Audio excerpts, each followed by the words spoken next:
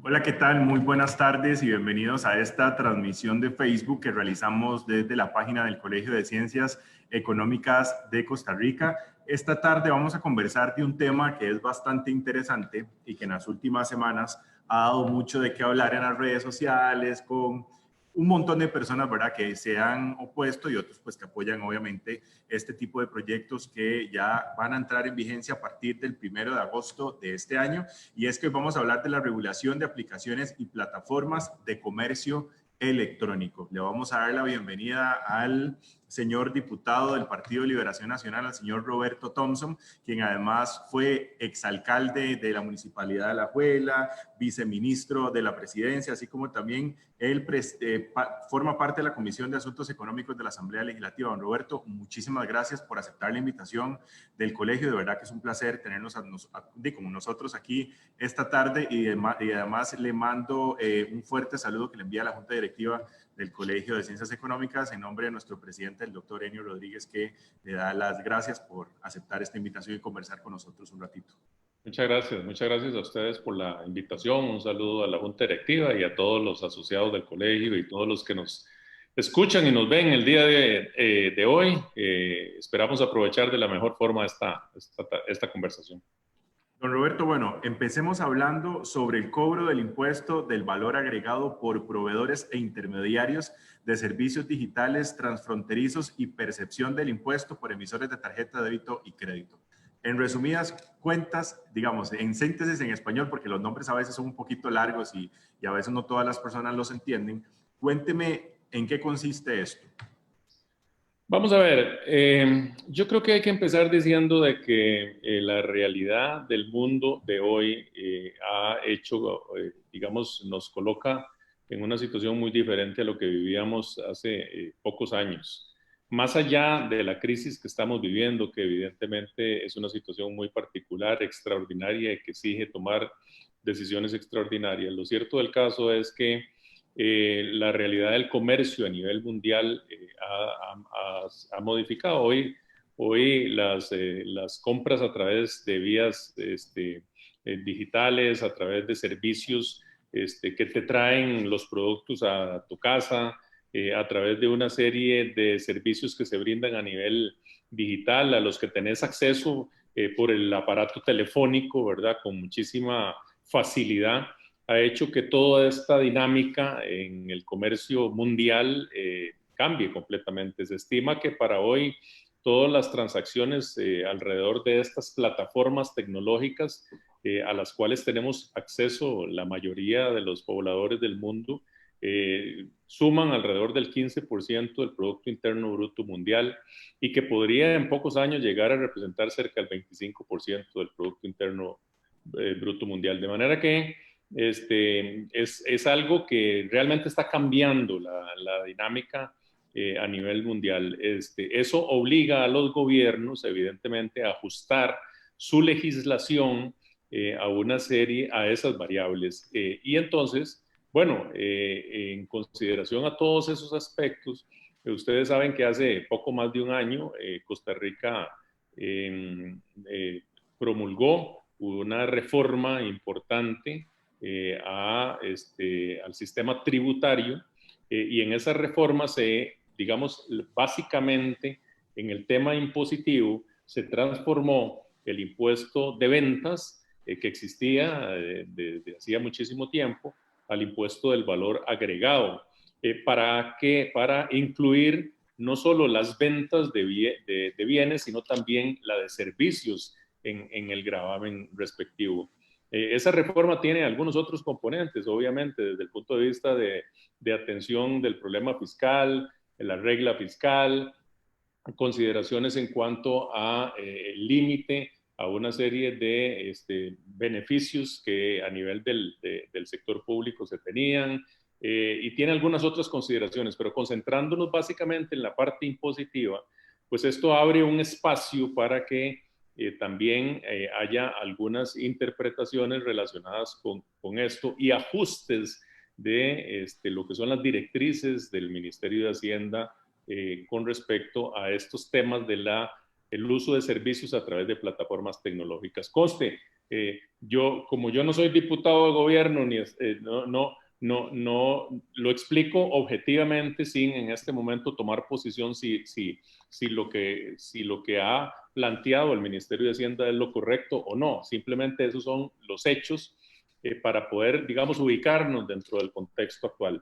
Entonces, Entonces ahí, es ahí donde yo le hago la pregunta, porque aquí de hecho aquí la tenía escrita, en medio de la crisis que vivimos, porque la crisis desafortunadamente con la pandemia pues ha afectado a muchas personas, ¿verdad? Hay muchas personas que la reducción de la jornada laboral, muchas personas que se han quedado sin trabajo, otras personas pues que no tenían trabajo y tenían la esperanza que en este 2020 iban a poder encontrar un trabajo pues para poder mantener su trabajo digno y desafortunadamente no va a pasar. Muchas de esas personas obviamente si no tienen ingresos pues van a tener que empezar a eliminar este montón de aplicaciones pues que desafortunadamente no las pueden pagar porque no tienen los ingresos.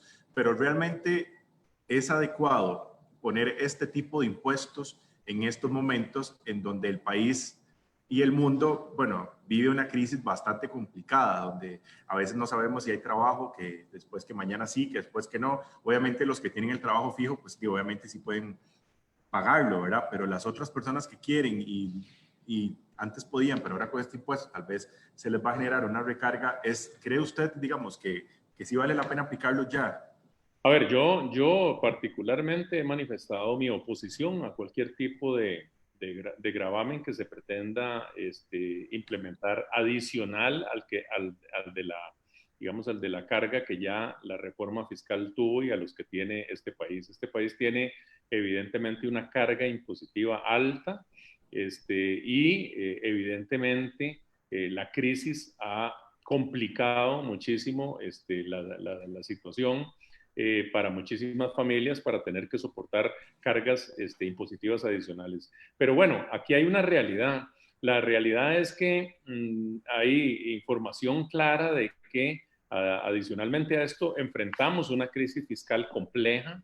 Esa crisis fiscal tiene que ver con los gastos del gobierno central, básicamente, en donde somos deficitarios, tan deficitarios que el año pasado, antes de la crisis por la pandemia, teníamos un déficit fiscal cercano al 7% del Producto Interno Bruto, llegando casi a un nivel de endeudamiento del 60%. Es decir, aquí estamos, digamos, enfrentando no solo las consecuencias de la pandemia, sino las consecuencias de una serie de acciones u omisiones que el país durante muchos años ha dejado de tomar o ha tomado o ha dejado de tomar. Y en esto yo quiero ser muy claro, porque esto no tiene que ver con colores políticos. Aunque aquí en la Asamblea Legislativa representemos colores políticos, todos tenemos que asumir parte de la responsabilidad por lo que está pasando. Y a mí me parece que hablarle con absoluta claridad a la gente es necesario. En momentos en que en la ciudadanía hay muchísima angustia acerca de lo que va a pasar. Lo cierto es que el Estado costarricense, aún antes de la crisis, tenía que vivir de endeudarse, Claro. porque pues, no alcanza la plata. No alcanza la plata porque el costo de la operación del Estado es mucho más alto que los ingresos, a pesar de la enorme carga tributaria que teníamos. Y la gente, no siente que a pesar de estar cubriendo, o no sentía que a pesar de estar cubriendo esa carga tributaria tan alta, tan importante, pues encontraba en reciprocidad lo que tiene que ofrecer el Estado, que es eficiencia en los servicios. El Estado tiene que ser eficiente en los servicios, en la atención de los sectores más vulnerables de la población en convertirse en un instrumento de desarrollo para la inversión, para la generación de empleo, para la generación de oportunidades. Así es como tenemos que conceptualizarlo. Obviamente, en esto, nosotros, desde el punto de vista de Liberación Nacional, siempre hemos defendido un Estado que no solo promueva la inversión, el dinamismo, la generación de empleo, sino también una mejor distribución de la riqueza. Pero hasta en ese punto hemos, digamos, de alguna forma fallado como Estado, porque Claro. usted ve las cifras, digamos, de los niveles de pobreza o los niveles de desempleo que teníamos antes de la crisis y eran alarmantes. Entonces, Bueno, yo pienso que la solución fácil que se ha planteado en los últimos años particularmente es, bueno, carguémosle más la mano a la gente, carguémosle más de impuestos a las empresas, de manera que podamos cubrir ese faltante para poder hacer operativo el Estado. Y ahí tenemos una diferencia importante. Yo creo que realmente el proceso debe ir muy acompañado de una gran reforma del Estado y de lo que nosotros hemos venido planteando en la Asamblea Legislativa, que es un recorte efectivo de gastos. Don Fíjese. Roberto, ok, Sí. voy a hacerle la invitación a las personas que nos están viendo a que dejen sus sugerencias. Ya tenemos un montón de preguntas, ¿verdad? Aquí en este perfil que me gustaría pues más adelante podérselas hacer. El Ministerio de Hacienda ya publicó la lista de servicios digitales transfronterizos que se les va a cobrar el 13% del IVA. Estábamos hablando de Adobe, Airbnb, Amazon, Apple, Facebook, Encuentra 24, Despegar.com, Globo, Google, Uber, o sea, son un montón de aplicaciones que la gente pues obviamente tiene que ir a buscar la lista porque son muchísimas. Obviamente hay algunas que muchas personas utilizan a diario, otras que no se utilizan a diario. Aquí me surge la duda y me imagino que se la han hecho o hay muchas personas que la han hecho. El hecho de que le cobren el impuesto a Uber, ¿verdad? Que es una pregunta que por ahí estaba viendo.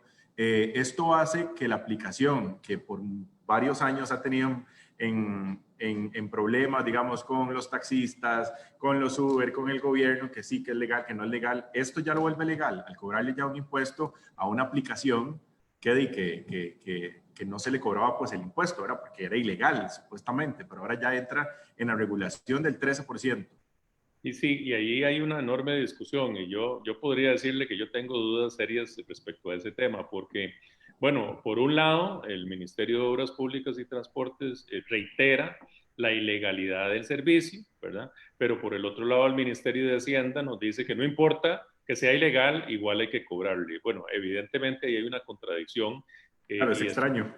claro, no solo extraño, sino probablemente improcedente si se alegara de esa forma. Yo formo parte de la Comisión de Asuntos Económicos de la Asamblea Legislativa y nosotros hemos venido insistiendo en la necesidad de generar un marco regulatorio para este tipo de plataformas. Lo hicimos con Airbnb, por ejemplo. Dictamos un marco regulatorio ante una actividad que se daba permanentemente en el país y se estableció ciertos requisitos, sobre todo para nivelar la cancha, ¿verdad? Con el sector bueno, que tiene que pagar cargas sociales, que tiene que pagar impuestos como el sector hotelero, por ejemplo, el de hospedajes. Bueno, en el caso de Airbnb se dictó una regulación y, bueno, hemos planteado también la necesidad de una regulación que precisamente evite esta discusión porque es muy cómodo desde el punto de vista de gobierno plantear el tema. Bueno, vamos a cobrarle impuestos, pero la mantenemos y los mantenemos, digamos, en una ilegalidad. Y en De hecho, esto, que aquí lo voy a interrumpir porque me parece algo interesante que nos escriben Enrique. Dice, a su criterio es correcto que el gobierno reciba recursos frescos de actividades no reguladas como las plataformas de transporte, que es lo que estamos hablando en este momento. Que si le parece a usted correcto que reciban esos dineros a costillas de trabajadores perseguidos por el mismo aparato gubernamental. O sea que por un lado es ilegal que si los ven en la calle, los ven que son de Uber, pues les hacen multas, les quitan las placas o inclusive hasta el vehículo. Pero ahora sí no importa, recibamos recursos de esto. Es que es como sí, no, es, no, a mi criterio no es correcto, pero además, imagínense que en el proyecto corresponde, en la propuesta que nosotros hicimos de regulación, está establecido el cobro, evidentemente, de impuestos por su operación en Costa Rica. Entonces sí me parece que es contradictorio y sí me parece que entramos en una discusión inconveniente. En este momento, lo que a mí me parece que deberíamos avanzar es en la generación de esa normativa que va a permitir, en términos de acceso al usuario, que es lo que tenemos que tener por delante, una regulación mucho más clara y que de esa manera el Ministerio de Hacienda pueda hacer el cobro, pero a partir de una regulación. Y en esto, déjeme decirles de nuevo, yo particularmente entiendo las premuras fiscales que tiene el Estado, pero eso no es culpa de los ciudadanos. Eso viene arrastrado desde hace mucho tiempo y me parece que este tema se las trae. Nosotros aquí en la Asamblea Legislativa hemos estado revisando la resolución para determinar, porque es una resolución muy reciente, ¿verdad? Para determinar si realmente se ajusta a lo dispuesto en el proyecto de reforma fiscal o si hay algunos cuestionamientos respecto a estos temas, porque todo este esquema afecta directamente la vida de las personas, porque encarece todos los servicios a los que hoy tenemos acceso. Por un lado, estamos encerrados en nuestras casas como corresponde, como medidas sanitarias, estamos buscando que desde el punto de vista de la salud pública tengamos pues una serie de restricciones. Hemos aceptado esas restricciones precisamente para evitar la propagación del virus, pero por el otro lado, eso implica que los costarricenses y las costarricenses requieren tener acceso a una serie de servicios que a través de medios tecnológicos se dan, de plataformas tecnológicas, y el grabarlos evidentemente tiene un efecto en todos los hogares costarricenses. Claro, ya sabemos que nos van a cobrar el 13% a muchas plataformas digitales, ¿verdad? Porque ya ahora sí a partir del 1 de agosto. ¿Cómo va a llegar esa plata? Ahí estaba viendo que el banco, digamos, de la tarjeta que yo tengo, por ejemplo, yo utilizo Netflix, ahí todos los meses me lo descuentan de mi tarjeta. Entonces, ahora el banco del rebajo que me hace la plataforma le va a poner el 13% a la tarifa que a mí me está cobrando la plataforma, y esa plata me imagino que se recauda y después se le entrega a Hacienda. Esa plata no queda en los bancos. No, no, por supuesto que no. Es como cualquier otro impuesto. En estos casos, lo que conocemos, ¿verdad? Es que hay dos vías para cobrar. Uno, cuando se tiene un operador que da el servicio, aunque el servicio sea, digamos, brindado por una empresa extranjera que no tenga sede en Costa Rica, y se tiene un operador físico aquí en el país, pues a través de ese operador se convierte en un recaudador del impuesto.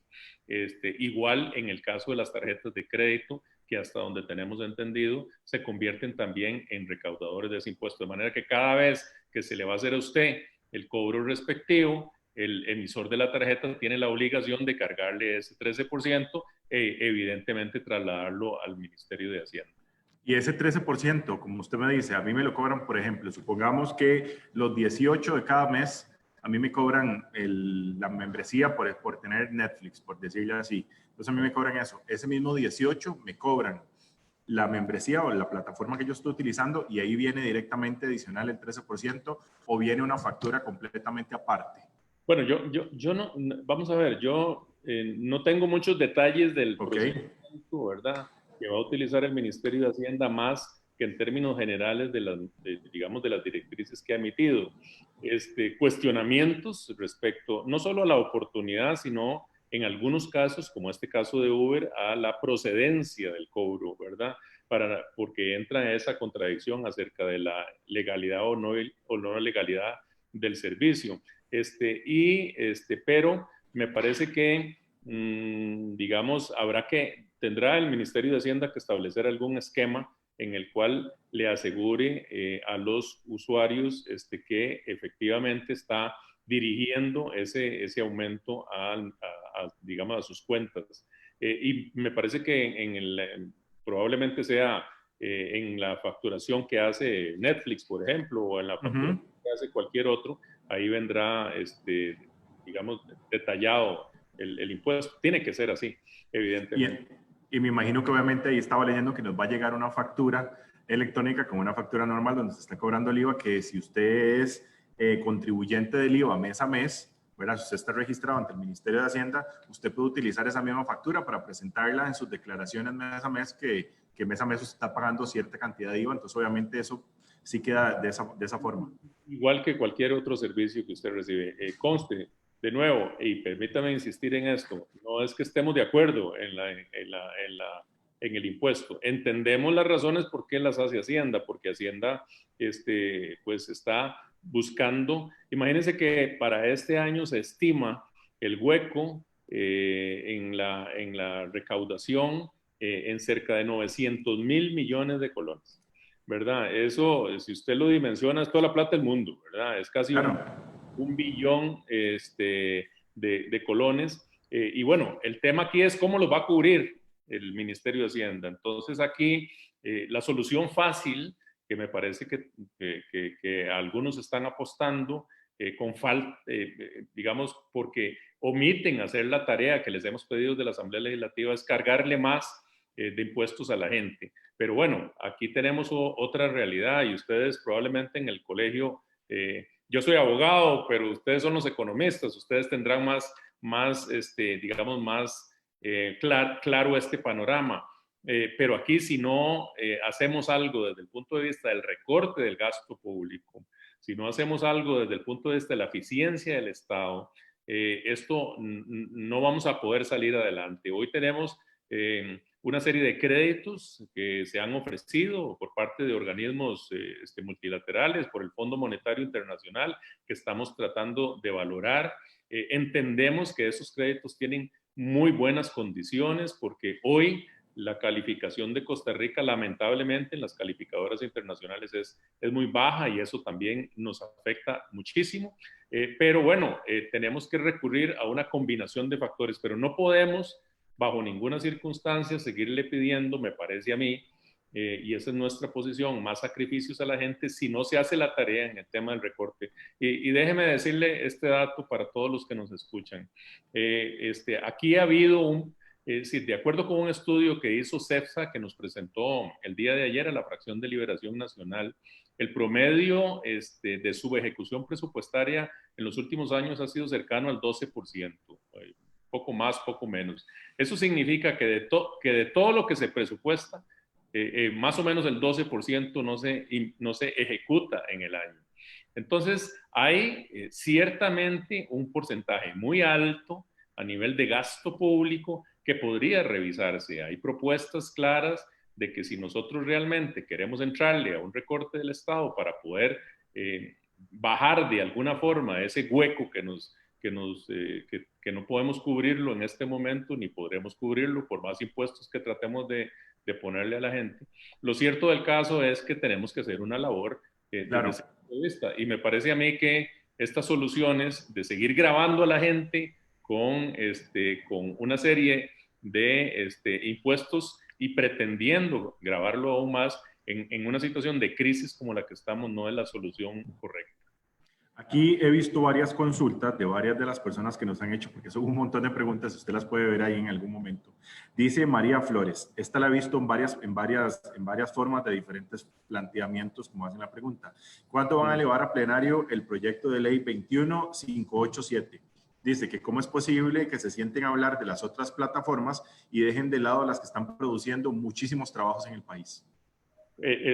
¿Cuál es ese número de expediente? 21587.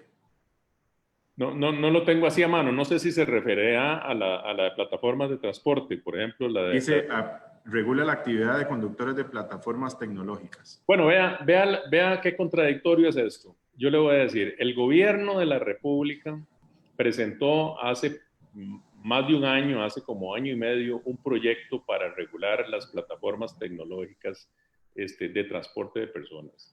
Nosotros tenemos estimaciones de que en aquel momento, o teníamos estimaciones de que en aquel momento cerca de 20,000, 22,000 personas de alguna forma, digamos, estaban vinculadas con el servicio de Uber. En aquel momento Uber es una de las tantas empresas que hay al respecto. Posteriormente ingresó al mercado otra empresa que se llama Didi, que ingresó inicialmente como con 5,000 colaboradores. Bueno, ese proyecto lo presentó el gobierno y ese proyecto, las mismas autoridades del gobierno fueron las que determinaron que era inviable desde el punto de vista técnico porque contenía una serie de disposiciones incluso inconstitucionales. Y el año pasado, a eso de mediados de agosto, la Comisión de Asuntos Económicos rechazó el proyecto por unanimidad. Pero no nos quedamos ahí. Hicimos un esfuerzo, consensuamos un nuevo texto, lo que llamamos aquí en la Asamblea Legislativa, un texto sustitutivo, que es al que se refiere la señora que acaba de comentar, y lo presentamos en el mes de septiembre del año pasado, con el compromiso del gobierno de que lo iba a impulsar en el periodo de sesiones extraordinarias.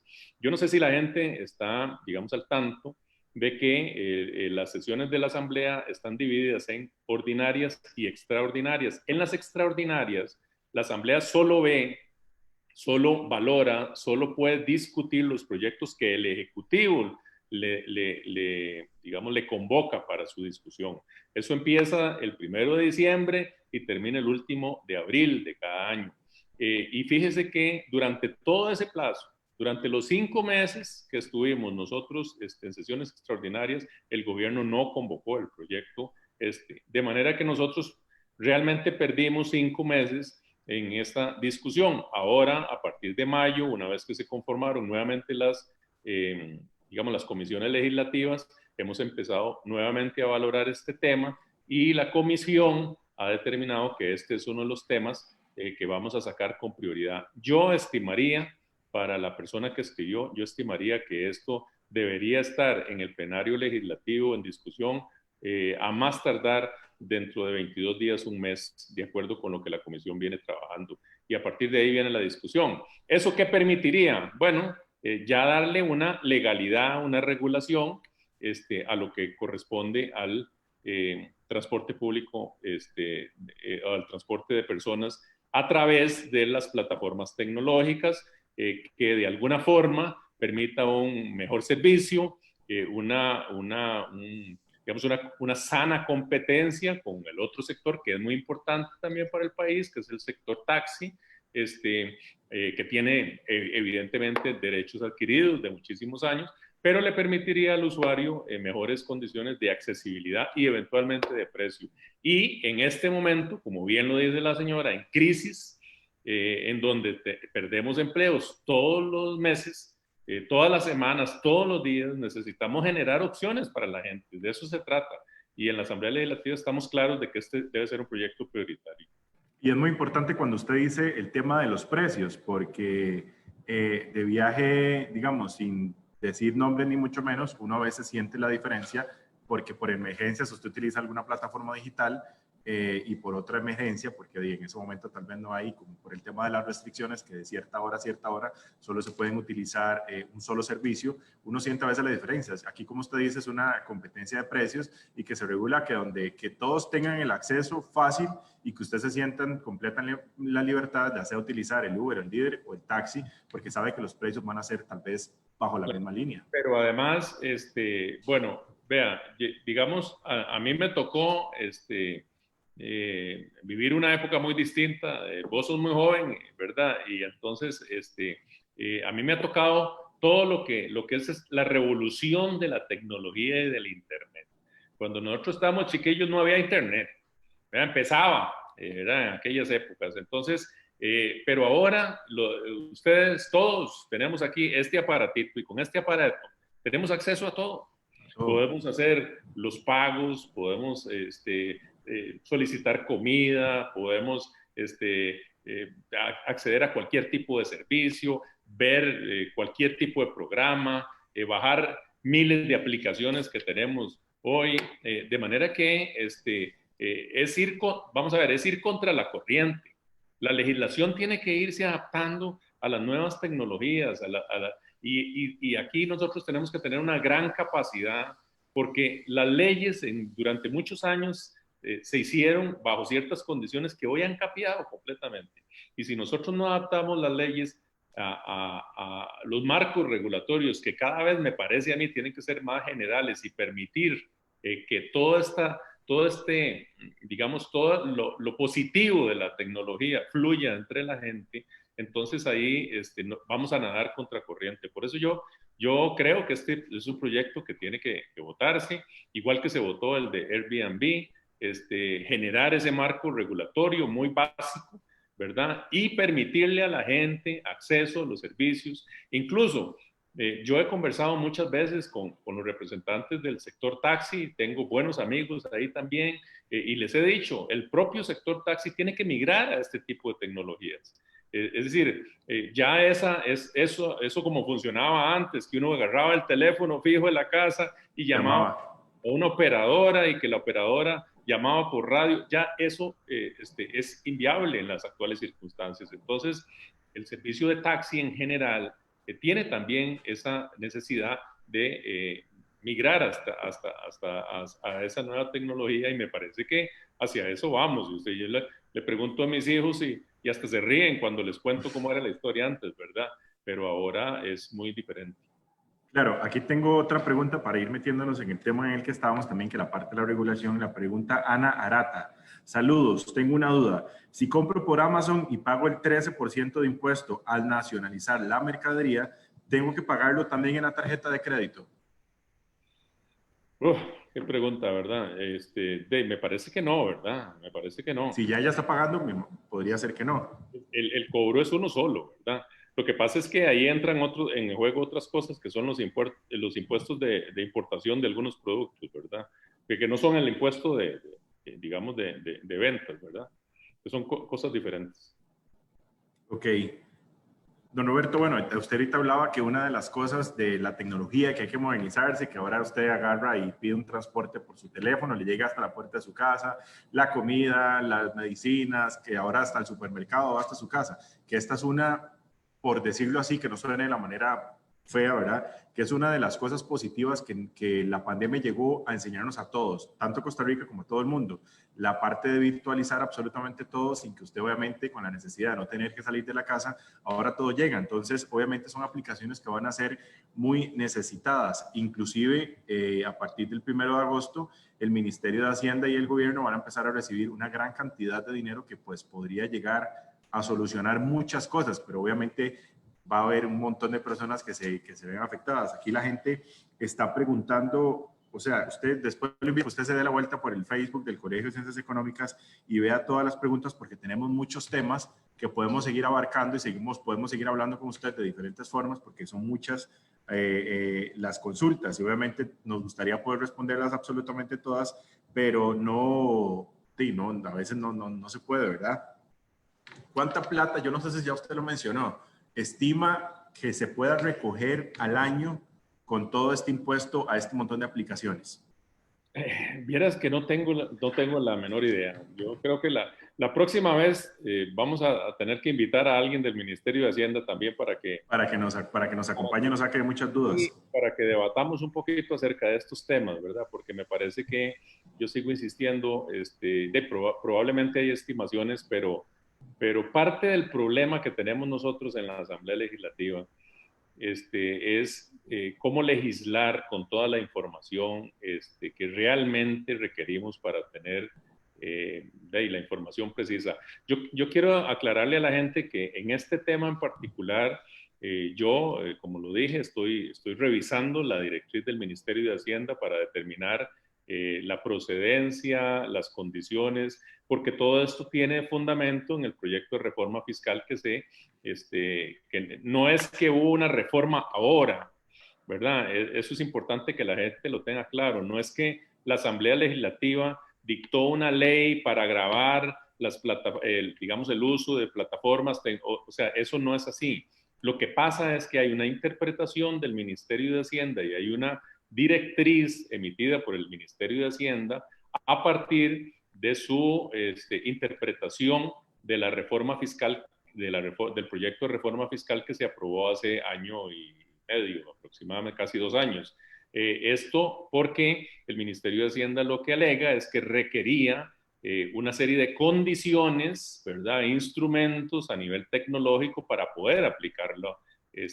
Obviamente me imagino yo convenios con las emisoras de tarjetas, etcétera, etcétera, para poder luego poder efectuar ese cobro. Entonces, precisamente eso se está efectuando en estas condiciones. Claro. Por ahí es que hay algunas dudas que han surgido y tiene razón la gente de tener las dudas y nosotros vamos a tratar de aclararlas en estos días. Hay una pregunta que me parece muy oportuna en este momento que la dice Gilder Prado. Dice, don Roberto, sabemos que hoy la tecnología nos alcanzó de gran manera, pero hay cientos de personas que no tienen la más mínima idea de cómo comprar o trabajar por medio del Internet. ¿Hay algún plan para ayudarle o enseñarle a aquellos que no saben aprovechar bien este recurso? Bueno, a ver, el Estado debería tenerlo, ¿verdad?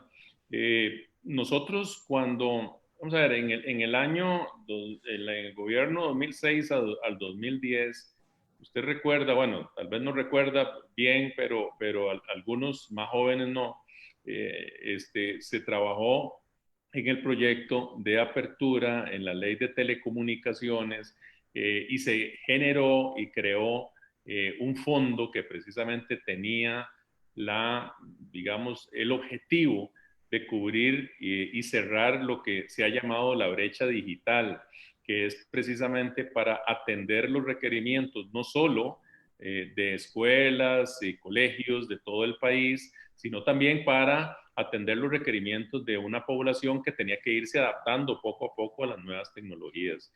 Se creó un fondo que se llama el Fonatel, que ha estado en discusión ahora precisamente, que maneja la Superintendencia de Telecomunicaciones y que lo que ha pretendido es precisamente que esa pregunta que me está haciendo el señor, pues logre cubrirse. ¿Por qué? Porque realmente hoy parte de la obligación que tenemos nosotros, igual que los chiquillos que estudian inglés, ¿verdad? Y que ya saben que el inglés es fundamental para su vida futura, para todas sus oportunidades, igual necesitamos brindarle acceso y capacitación a toda la gente para que realmente pueda hacer uso de esa tecnología de la mejor forma posible, que no es fácil, ¿verdad?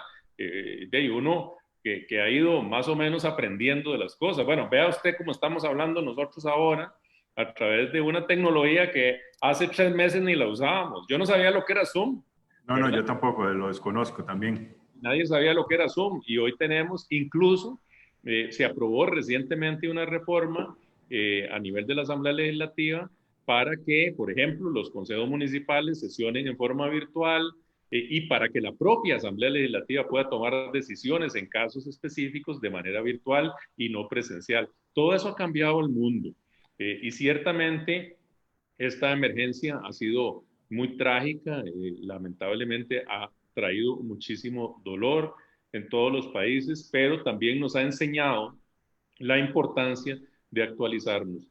Hay una discusión en la Asamblea Legislativa respecto a ese fondo.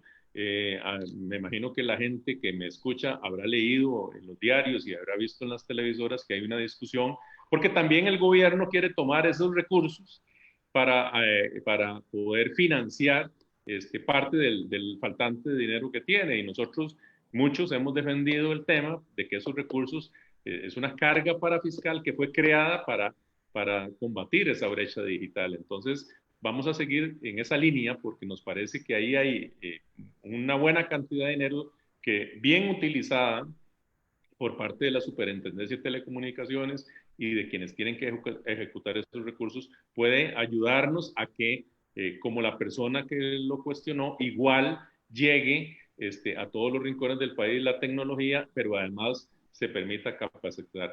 Aquí hay muchas digamos, iniciativas muy buenas. Nosotros tenemos la Fundación Omar Dengo, por ejemplo, ¿verdad? Que es un ejemplo en el país. Y a mí me parece que todo esto, más allá del tema impositivo, pues el país necesita, como lo han hecho otros países desarrollados del mundo, dar un salto y aprovechar la tecnología para dar ese salto. Aquí no se trata nada más de aprovechar la tecnología para cobrar impuestos y tener un poquito más de cómo financiar el Estado. Se trata que realmente esto permee, sobre todo en las clases menos favorecidas de la población, y que ayude a conectar particularmente a las nuevas generaciones con estas nuevas tecnologías. Don Roberto, bueno, ahí siguen llegando las consultas que tal vez usted con su equipo de trabajo podrían después responderle de manera personal, digamos, a este montón de personas. Pero hay una pregunta que al final, bueno, entre muchas de esas consultas le están pidiendo que ojalá el proyecto 21587 se pueda obviamente llevar a la Asamblea Legislativa para que ya obviamente lo puedan ver, porque aquí hay muchas consultas y muchas... por ejemplo, don Rodolfo Pérez dice que él es padre de familia y gracias a una de las aplicaciones en las que él trabaja ha podido llevar el sustento diario a la casa y que obviamente no quiere que ni él ni su familia pasen por más hambres y por esto ojalá le pide que puedan hacer algo para que dejen de verlos y los sigan persiguiendo como si fueran delincuentes. Esa es parte de las consultas que muchas de estas personas están viendo. Fíjese que parte de lo que nos está enseñando también esta pandemia es de solidaridad. Y a mí me parece que esa es la palabra clave en esto. Muchas veces nos quedamos en unas discusiones que parecen estériles respecto a los pequeños detalles, pero yo siempre digo, hay hay que ponerse del lado de los que están pasando, sufriendo, viviendo la angustia que significa quedarse sin trabajo o tener la mitad del salario o que un familiar se quede sin trabajo o tener los hijos sin trabajo. Realmente esta es una situación muy lamentable. Yo a veces, vamos a ver, las soluciones no las tenemos todas, pero nosotros tenemos que hacer pequeños aportes para que este país vuelva a convertirse en un país de oportunidades. Y ese es un gran reto que tenemos por delante. Y esas oportunidades no se van a dar limitando a la gente en la posibilidad de acceder al trabajo. Esas oportunidades se tienen que dar más bien procurando abrir los espacios para que todos tengamos esa oportunidad.